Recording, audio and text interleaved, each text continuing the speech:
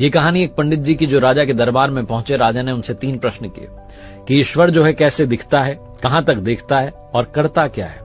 पंडित जी ने कहा आपने मुझे बुलाया लेकिन आदर सत्कार नहीं किया। तो दूध का गिलास मंगवाया गया। पंडित जी दूध के गिलास में बार बार उंगली डाल करके दूध को बाहर निकाल करके देख रहे थे। राजा ने पूछा कर क्या रहे हो। पंडित जी ने कहा कि मैंने सुना है दूध में मक्खन होता है। राजा ने कहा ऐसे थोड़ा ना मिलेगा, दूध से दही बनाया जाता है, दही को मथा जाता है, फिर मक्खन मिलता है। पंडित जी ने कहा ईश्वर भी ऐसे थोड़ा ना दिखेगा, आत्मा को पवित्र करना होगा नियम से, ध्यान से, अभ्यास से, तब परमात्मा दिखाई देगा। राजा बड़ा प्रसन्न हुआ जवाब से। उसने कहा दूसरे प्रश्न का जवाब दीजिए। पंडित जी ने कहा कि मोमबत्ती मंगाई। एक मोमबत्ती मंगाई गई, उसको जलाया गया। पंडित जी ने पूछा बताइए कहां तक रोशनी जा रही है। राजा ने कहा कि हर तरफ जा रही है, चारों तरफ।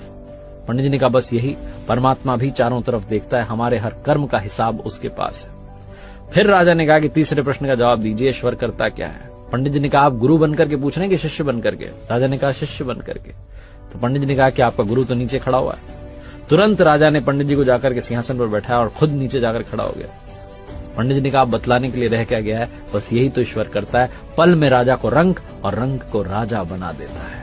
बहुत छोटी सी कहानी जिसका सार समझाता है भरोसा बनाए रखिए, प्रभु सब कुछ संभाल लेंगे, वो सब कुछ देख लेंगे, बस आपकी आराधना में, पूजा में, भक्ति में कमी मत होने देना।